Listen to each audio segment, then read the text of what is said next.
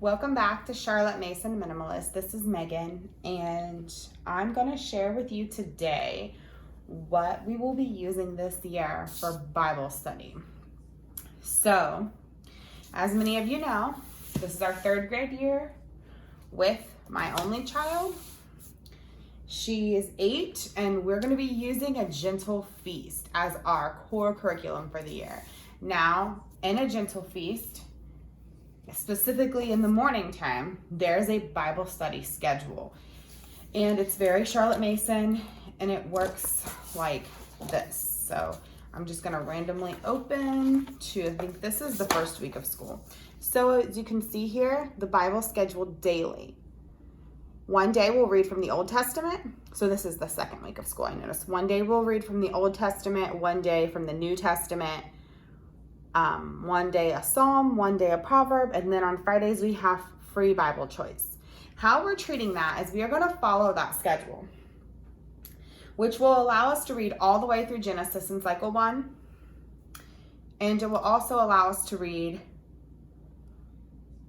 through the gospel story. They do jump between Matthew and Luke and that, and I believe that is partially because in Luke we're getting more of the story of Jesus' birth, and they focus on that a little more, so we start in Luke, but as we get into like the Sermon on the Mount, other things throughout the gospel story, we kind of jump over to Matthew. And then we will read chronologically through the Psalms and Proverbs just in order, and some of them she kind of may skip around a little about or so, but that's the main focus of the year. And then that like theme kind of continues to where as you get into cycle 2, you're going to go into Exodus. And it's a little different than like a typical Charlotte Mason. You're not really going straight through the Bible. You're going to do Old Testament and New Testament at the same time. And you're also going to have those Psalms and Proverbs added in. Now, with a third grader, we will not be doing these optional middle and high school devotionals, obviously. But I'm kind of doing my own twist, as I do with everything. As far as our Bible goes, we will follow her schedule, which is all done in also our morning time packet. There's also a memory verse, which is very substantial, that will be included in that morning time. This memory verse is not meant to be something that we would do in a week. This is a 12-week memory verse. So this year we will start off with the armor of God, and we will focus on learning this, but over a 12-week time period. So we'll kind of do like one verse a week is how that looks like it'll be. It's about 11 verses there. In week 12 in each term is going to be our exam week. So for term 1, this will be the only verse the only section of verses, should I say, we memorize for term 1 with my third grader. And she definitely has the capability of doing this. I will also note that typically in a year we do Awana. With coronavirus going on, I don't know what that's going to look like this year. And typically I would actually be an Awana teacher, but we're not sure how any of that's looking right now. So I know this is just going to be our focus for now. So we're following that schedule, and this is the Bible that we'll be using. My daughter actually got this in a curriculum I purchased, a set from My Father's World for 2nd grade. This is the New International Reader's Version. So it's like the NIV, but it's for a reader. She enjoys reading this. So she's read regular NIV, and she's read even in some King James Version. And we've jumped around with some different formats of Bibles, but this one kind of really helps her to like break down what she's reading. You see it's like bigger words, and like the bigger letters, not words necessarily, but bigger letters. And it's kind of in like a reader format. And some of it's, I don't want to say watered down, but it's a little bit like breaking down what something's meaning, I guess, which to some people they might not like that, but it has helped. And so over the summer, something I talked about in our summer video that we actually did is I did the Discoverer's Bible. Like I had her read it for our summer readings, and then I read from my regular NIV or a King James Version, and then she compared. And that wasn't even an assigned thing we did. It was just something she started doing, and I was kind of rolled with that because she was enjoying comparing the two and what the differences were, which I think that helped her as someone just discovering the Bible for the first time. Now, she's read lots, and she enjoys reading the Bible, and she's read lots and lots of reader Bibles. Like every year from the time she was like 2, we read through a different type of reader Bible or children's Bible. We have like a huge shelf of them upstairs. They're just different ones we had read through. So each year as we did preschool, or as we did like each year of preschool and pre-K and kindergarten, like we had read through these reader Bibles. And then even in first grade, we had the My Father's World Bible reader we did. And so there's a lot we've done. This one I think is the one we're going to focus in for her to do her own Bible readings this year. And then she will narrate those back to me. So obviously, she's not going to narrate a psalm or a proverb. She'll be narrating the Old Testament stories, and she'll be narrating the New Testament stories. But I have some things I want to talk about. We have covered, and my husband actually brought this up to me, that we had covered the story of creation and parts of Genesis so many times we can't count, because so many curriculums start there, and obviously it's the beginning, so we would want to start in the beginning. I feel like we've lacked some in covering the gospel story though, because we've covered that so much. And so when we get to we've covered the gospel story obviously, but when we get to those like New Testament readings, all I'm asking for is a narration. I'm not requiring anything besides a narration from her for those stories. But I will say this. We will be doing, that's not it. We will be doing this. The Greenleaf Guide to Old Testament History. I've heard this as this is a highly recommended thing that I've heard of over and over and over. I've read it in so many like old school suggestions for things.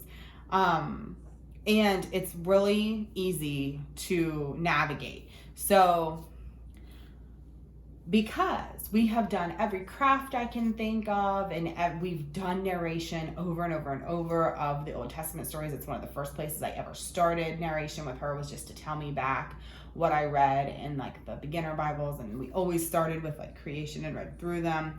So I feel like we've kind of like done that so frequently. I don't know that her narrating it is going to be a beneficial thing this year. Another year of just narrating those same exact things that we've done over and over might just feel boring. And so I'm obviously I'm still going to ask for some of those narrations.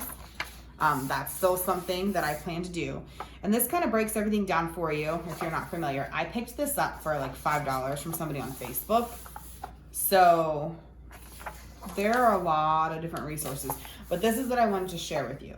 So there's like an outline of the history of Israel, but this is it. Like God creates, and it tells you the reading, and it's going to be similar to the stuff we're reading. So after she does a narration, what I'll do is I'll come to this, and if there's like questions or specific things, like this says, you might want to make a chart with the words light, waters, earth, and dry land, and note what you learn about each. And so it has like breaks down the 6 days.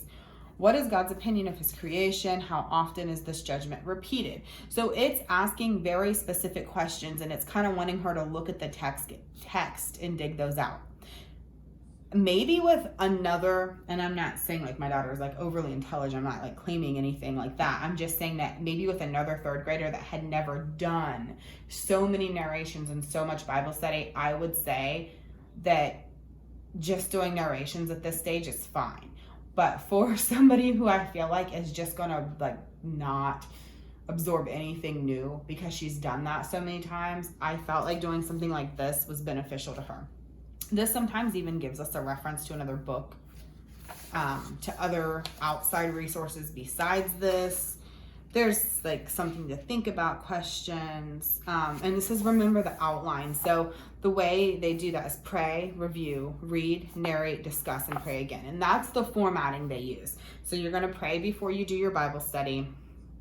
You're going to review what you've already discussed and learned. You're going to read, which she'll be using this, and maybe sometimes I will do reading specifically, but that's the plan for this year.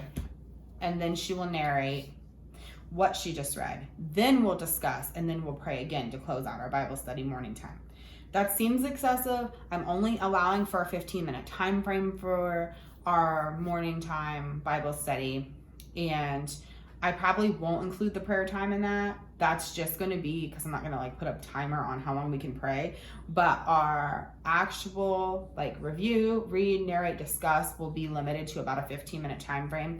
And if there is something like in this week 1 that has this chart you can make, that's where that Friday free day is coming in for us. We're going to use that Friday free time to maybe do a chart of something we learned from, like, this is the creation story, but maybe if we wanted to make that chart, or maybe it's something I could quickly jot down just as a demonstration if there's something else in here that's like that. So if something's really extensive and carries over like really far, I'm not going to necessarily schedule that. Possibly I would schedule it as an afternoon time if it's something that we were really interested in. But this is more as just like a guide for some discussion and for some things we can do to kind of like, I like that it has things like atlases, cultural Bible atlases, student Bible atlases.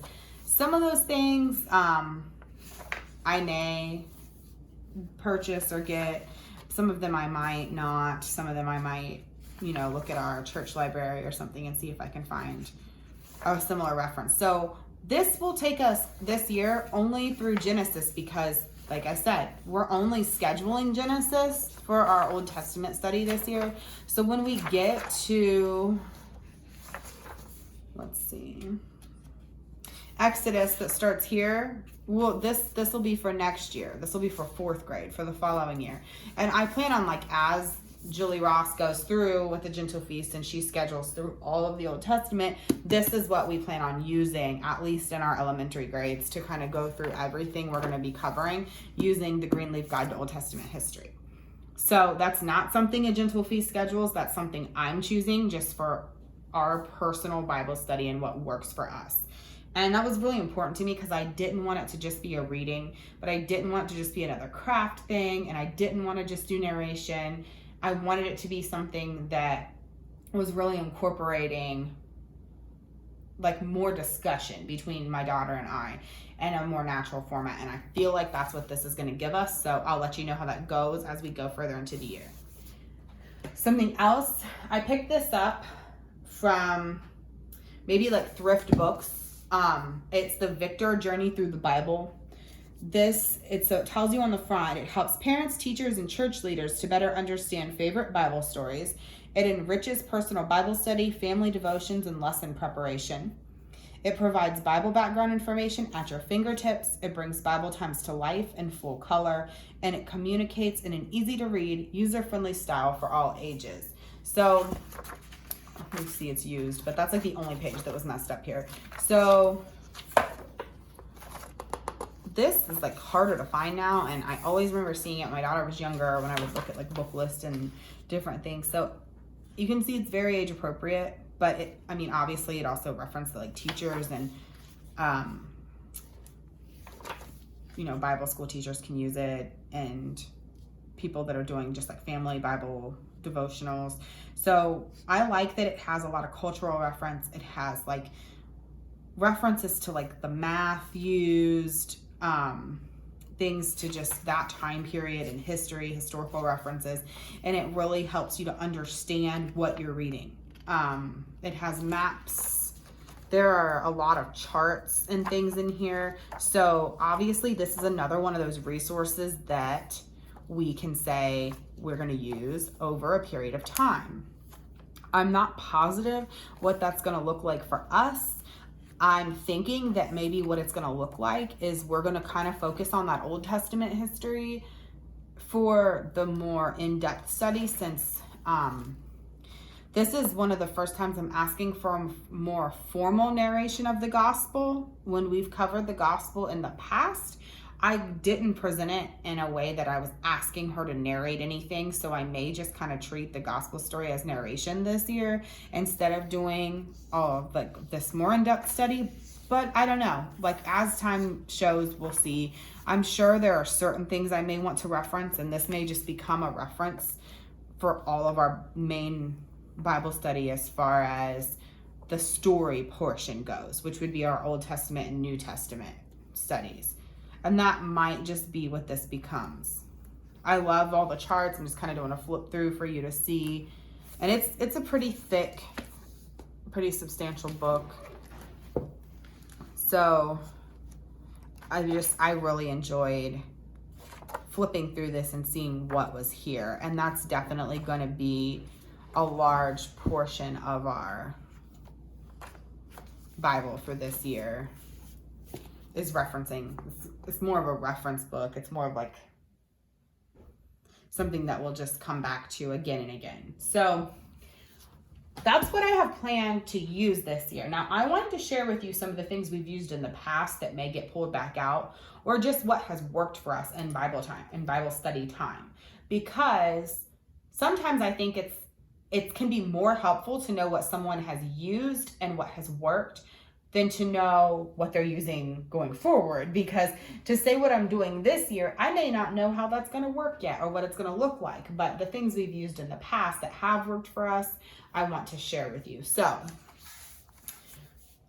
these are some of those resources. This is Then and Now Bible Maps, and it's by Rose Publishing. So we've used this since about first grade. And in first grade, we did a very thorough Bible history curriculum. And I pulled this out a lot. And I just kind of want to show you what that looks like. So I'll just give you an example here. This is the Middle East, and this is in Bible time. So we can see ancient Mesopotamia. We have the Tigris and Euphrates rivers that kind of come up here from the Persian Gulf. And you can see the specific cities. So if you're talking about Nineveh or Babylon, you can look and see where they are in ancient Mesopotamia. Now, this overlay sheet here will tell us now. And so when you overlay that, you can see that where ancient Mesopotamia is modern day Syria and Iraq. And that's really helpful. And you can see their current Baghdad is right here. And you can, oh, okay, that's where Babylonia was, but that's where modern day Baghdad is. You can see and reference to what you're looking at. So sometimes if there is something that still exists today, ancient cities that exist today are underlined in red. So you'll see that Babylon has an underline in red.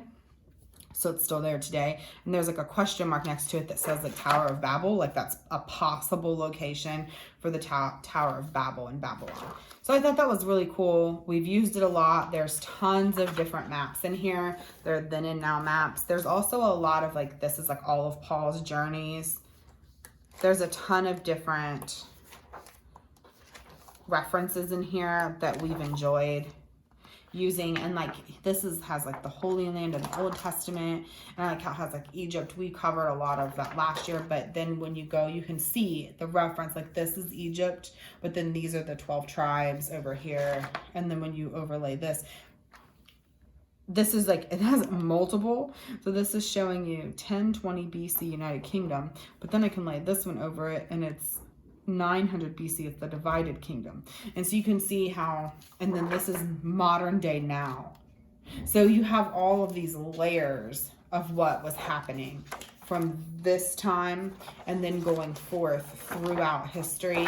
You can see all of the different time periods that were being covered. And that's something we've used again, over and over and over and over again.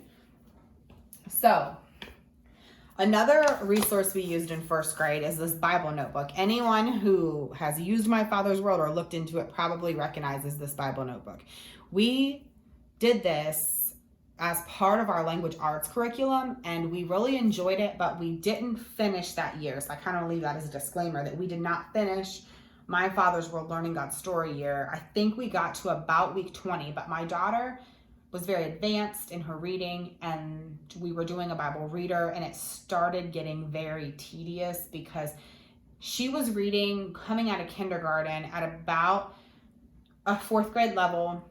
And in kindergarten, she loved we absolutely loved our kindergarten year with My Father's World. But then as we went into first grade, she was still enjoying it, but we started getting to the point where it was Mom, can we please do something else? Because it was 2 sentences sometimes would be scheduled, and she was reading way above that level. She could read Little House on the Prairie to herself, and I'm can you read this sentence? So she started like looking at Bible time like a boring, I don't want to do this time. And I realized that's not a good thing. So I didn't want it to feel that way to her.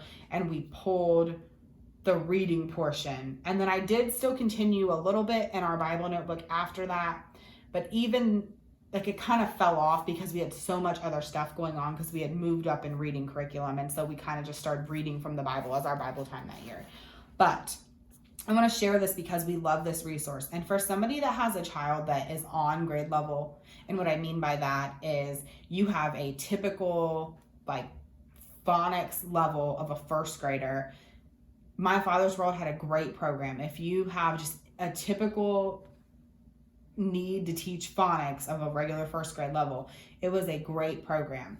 But for my daughter who was reading so far ahead, we kind of struggled with it because it just felt like we were like not able to move forward because everything was incorporated. Like the Bible lessons and the Bible readings, it was out of a Bible reader, and then my readings corresponded with her readings, and then we had our notebook and it all went together, and then like the phonics notebook went along exactly with this. So if you like one part was off, then everything was off. And so if you're on like a typical where you should be starting first grade for like a public school level, that is a great program. For us, we just couldn't use it all together, and then it didn't really make sense to continue with all of it.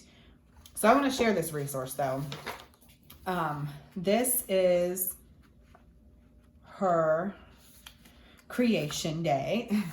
And so we kind of watercolored this portion just because we wanted to show that like it was different than the other days. And so you see like she used this as like a little handwriting, and she would draw a picture, and it would get a little bit more difficult as time went on. Like she would add more. There's Pharaoh. Joseph came to Egypt. He was thrown into prison. He was sent to the king to explain his dreams. And so obviously this is a first grader writing here. And so it started just sometimes with a little, just a basic explanation of something. And since we didn't finish this, we have like probably half of it back here that's empty. I pulled this to show because this is something that did work for us and we really enjoyed. But if we get maybe even more toward the end of the school year where we're wanting to maybe do some Bible narrations that are written to kind of prepare for fourth grade, or maybe practice some of the cursive we're learning this year, this may get pulled back out. And I may let her do some drawing and some narrations in it. We really liked, and this is just like pages of blank at the back. So we really enjoyed doing this together, and it's something that I highly encourage anyone who is looking for a program that integrates everything together to look into this curriculum. It was not a good fit for us, but I've met dozens of people it was a good fit for. So I just wanted to share this resource. Now, I want to share this next resource is actually my Bible journal. This is what I did while my daughter did this. So I've shared in other videos that I like to do things with my daughter. I don't like to just hand her something and tell her like, do it. So I have an only child, and I think that might be why, and it's really important to me not to do that. If I had a child, like if I had a large family, I may feel different about this, and I completely understand why for some people it's a lot easier to do maybe even more of a workbook format, or even when you're talking about something like journaling, you're just handing them a resource and allowing them to have some more freedom to do it on their own, and not kind of working with them. I think sometimes when you have an only child, that can be lonely. Like we do things like, specifically in this season, we're not doing as much with coronavirus, but typically we would have sports and co-op and, art classes and other things we would be going to, church, just different stuff where we would be interacting. But if you're just, even in those seasons, if you're working through a Bible study, this feels more like mom and daughter sitting down together and doing Bible study and illustrating and drawing and having fun than it does a school assignment. And anything we can do that makes school not feel like a separate part of our day and an assignment is like an A+ in my book, because it's enjoyable and she's learning because she's just enjoying life with her mom and as a family, and not because it's some like checklist we have to do. So This has been one of our favorite things. So this is mine. And like I told you, we did watercolors on the first page. And so I want to say again that I highly recommend, if you have a child who doesn't need these written pages, or if you're just looking for a cheaper resource, you don't have to purchase this like $20 Bible notebook to do this with any age of child. Like you could have like a 5th grader you want to do Bible journaling with. A mixed media book like this can have watercolors along with other things. So these are some of mine, some of the things I drew, which I'm not like the most amazing artist as far as I've looked at pictures and things as I did these, but I would pick like a verse and then I would write it out, and then I would use different. This was all done with Prismacolor colored pencils and Papermate Flare black markers. That's how I used this. So we just drew, and whatever we were working on, I just illustrated right alongside her, and we would sit together and talk about whatever it was that we were learning about. So I highly recommend this. And in the future, like I said, we'll probably try to get to this and do some cursive practice this year, or maybe some other things. If for some reason we don't get to that this year, I'm okay with that. And if we don't get to it before she needs to use that paper, I'll probably just purchase her one of these. And eventually in the future, we will probably both have some type of a journal like this for our Bible time. So I just wanted to share those, because those are things that even if they don't get used this year, which I think they will definitely be something used in the future. All right, this next resource is something that's definitely a younger grade level. And so I would recommend other 3rd grade moms to run out and purchase this resource. But we have a whole huge shelf of Bible study resources. And this is one that has gotten used time and time and time again. And while my daughter is in 3rd grade now, and this may be a younger resource, I definitely foresee us pulling it out some this year. And I kind of wanted to share how we used it in the past and how we'll use it going forward. Now, if you're not familiar, this is Betty Lucan's Flannel Graph. If you're not familiar with what that is, a flannel graph is like a giant felt board that looks like this, and there's a few of them in this set, I think 3. And what this specific board would look like, it's big, it's a huge board, like really large, like it would take up like most of our counter, and it would have blue sky, and then it would have grass, and that's all that would be on the felt board. And then there'll be felt figures, and there's like thousands of them. I don't know exactly how many, but there's this huge filing system that has all the felt, and you have to cut them all out and put them together. And there would be like trees, and this set of trees, and all these people would be individual things you would cut out. But I would not recommend a parent of a 3rd grader to run out and buy that. If you have a preschooler, it's definitely a great resource that you will use over and over and over and over again through time. It's not something, like I said, that I would say an older parent should invest that much money in, because I do believe we paid about $200 for our set, but my daughter was like 2 or 3, I think, going into like preschool when she was 3, I purchased it.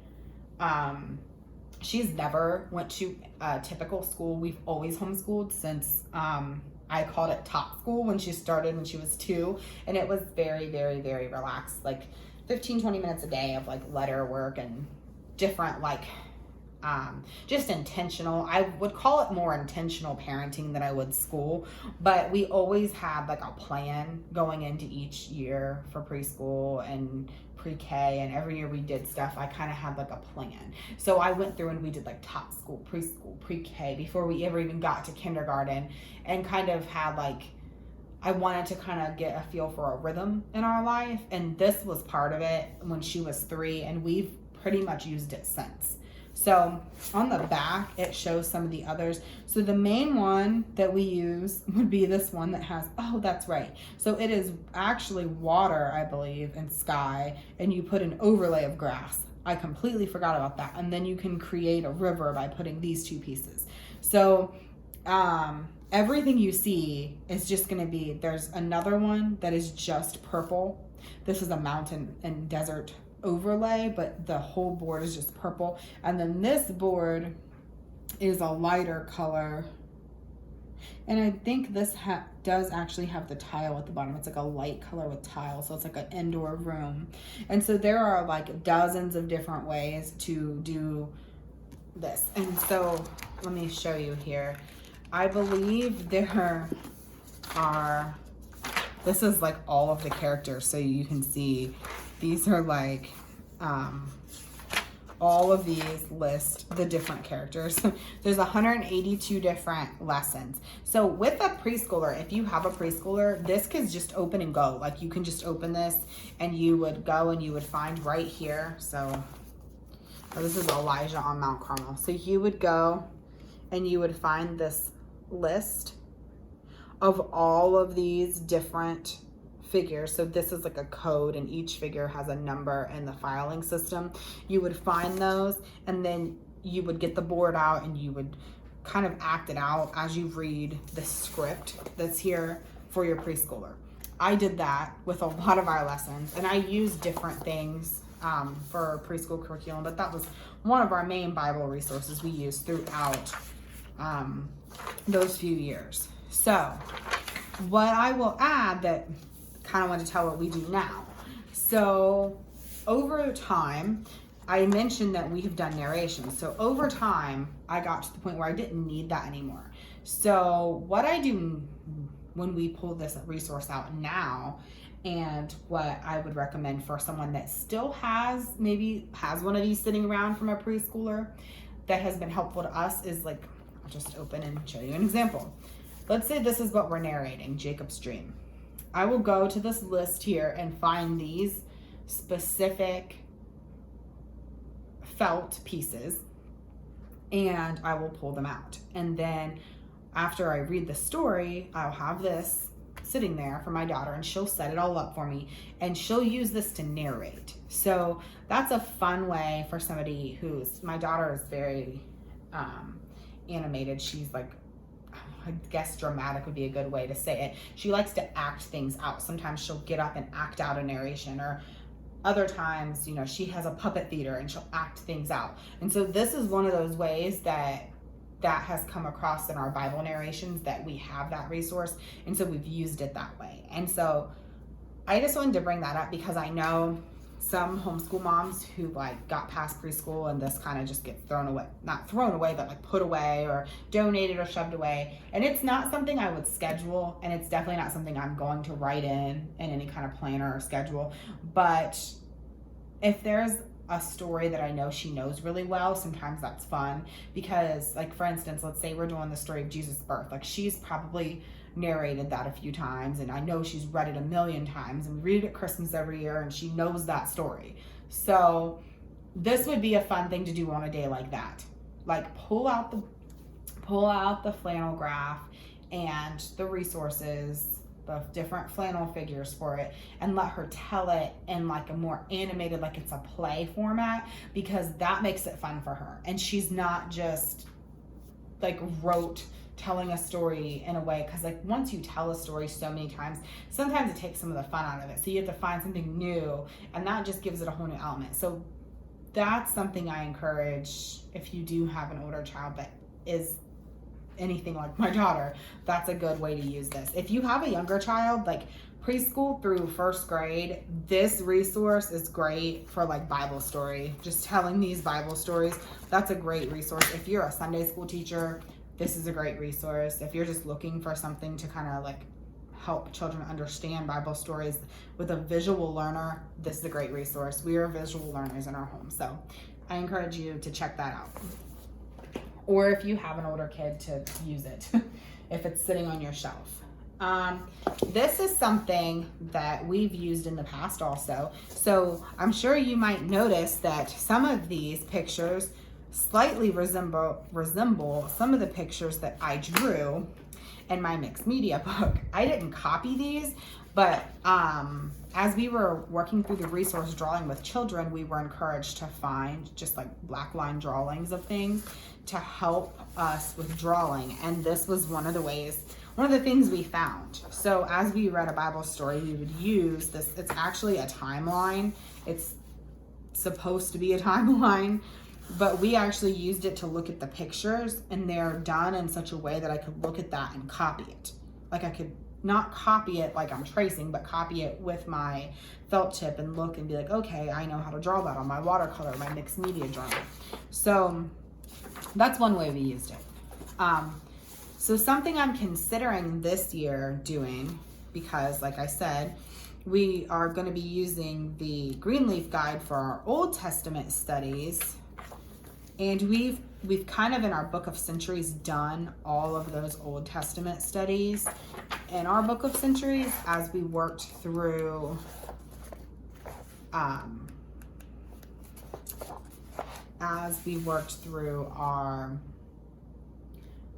first grade year. Sorry, I was like lost my train of thought there. So what I was thinking of doing is maybe making like a wall timeline of the story after Jesus was born and kind of doing the gospel story, since we will cover most of that. We'll do Matthew and Luke this year and kind of cover the whole gospel story. So anything that's like a piece we're covering, I may copy this. And so if there's something we don't actually read through, which I think we do most of it, I would just cut the one piece out. But I thought about doing a timeline like that for my daughter and like hanging it up high on the wall and letting her color it as we come across. It's not a hard coloring thing. Like if we read a story from Matthew and she narrated it, I think most of these would only take a couple minutes to color in, and it would be fun to put up on the wall. And then it has this like "you are here," so that would be something fun if because I believe in 4th grade we will again read the gospel story, and we'll be reading it from John or maybe Mark, I don't remember. But then we could kind of follow along again with one of these arrows in 4th grade, and we would have this like, and I'd probably laminate it and have it like in one big thing. So that's an idea of something we might do this year. But this resource alone, if you have a child that you're wanting to work, and it has ideas, I wanted to share this part with you. It has ideas like if you just wanted to make a bulletin board, a Bible Learning Center. These are for grades 1 to 6. There's just journaling, using them for journaling. You can photocopy. We didn't photocopy, but we use them to write a map study. And they're showing like different resources you could use. So there's so many ways. Young youth and adult, and that's where it had the "you are here." I think that would be beneficial to my daughter as we're reading through to understand exactly where we're talking about. Hold on 1 second. Fix my phone. Sorry about that. So I do think that would be a beneficial way to use this resource. This is the last thing that I wanted to share with you for Bible study, and this is Old Testament days. We've used this in 1st grade some, and there's a few things left that we didn't get to in our Old Testament study, and this is mostly like projects. So this is another like thrift books purchase we had, and it just has like recipes, and some of them are just more like a project that you might not consider very Charlotte Mason, because there are a lot of like paper projects or something you might not keep. Some of them though I really enjoyed were things where it had like this as symbols. Sometimes it kind of digs a little into like the historical reference, like the culture of an era. So we have other books, a lot of reference books and things about different cultural times, but I liked that this had a lot of ideas for projects. Some of them not so much. Something we would cover, like the Salt Dome map is fun, but I like that it had like, we did a Jewish calendar in 1st grade, and I may do this with her again in like 4th grade when we cover Exodus, because I like that it has this as you're going through the feast of the year. We'll probably do a little bit more with the feast of the year as we go through Exodus in 4th grade and more of the calendar. See how it tells you how you can do that and make your own little calendar like that to work through the year as you go through the feast. There's a tabernacle. There's just a lot of good resources. And since we're not covering Exodus, some of these we won't get to, but if there's anything we haven't covered, this may come off the shelf this year for a few things. So I just wanted to share that guide because this is something that was helpful to us and we really enjoyed working through for a 1st grader. And now in 3rd grade, I think we will probably touch on this a little bit more. So I hope you enjoyed learning our Bible schedule for this year and looking at some of our resources. So I kind of wanted to just spread out the feast we'll be doing for Bible this year. So obviously our main focus is going to be a gentle feast. We'll probably use some Bible maps. We'll definitely be using the Journey Through the Bible and our Green Leaf Guide. That is our Bible plan for the year. And I hope you have a great year.